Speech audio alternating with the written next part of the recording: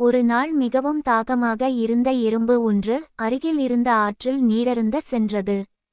தாகம் தீர நீரருந்திய எறும்பு கரையில் ஏற முயன்றபோது தவறிப் போய் ஆற்றில் விழுந்து விட்டது. நீரோட்டம் வேகமாக இருந்ததால் ஆற்றில் வேகமாக அடித்துச் செல்லப்பட்டது அந்த எறும்பு.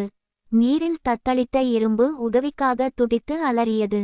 அப்போது அங்கு ஆற்றின் கரையில் இருந்த மரத்தில் அமர்ந்திருந்த புறா ஒன்று அபயம் தேடும் எறும்பின் குரலை கேட்டது. உடனே விற்றென்ற எறும்பின் அருகில் பறந்து வந்தது. என்னை காப்பாற்றேன், என்னை காப்பாற்றேன் என்று புறாவை பார்த்து பயத்தில் அலறியது எறும்பு.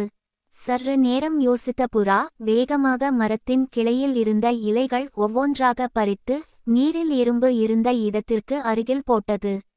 மெல்ல தட்டு தடுமாறி ஒருவாறு ஒரு இலையை பற்றி கொண்ட எறும்பு அதன் மீது ஏறிக்கொண்டது. இலை மெல்ல நீரின் ஓட்டத்திற்கு ஏற்ப அப்படியே மிதந்து கரைக்கு அருகில் ஒதுங்கியது.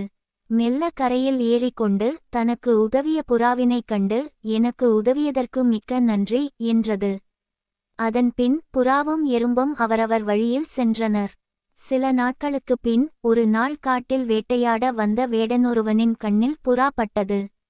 புறாவை நோக்கி அம்பெய்ய குறி பார்த்து கொண்டிருந்தான் அவ்வேடன். வேடனை கவனியாது வேறு திசை நோக்கி திரும்பியிருந்தது புறா. வேடனையும் புறாவையும் கண்ட எறும்பு வேக வேகமாக வேடனது காலில் கடித்து விட்டது. வலியால்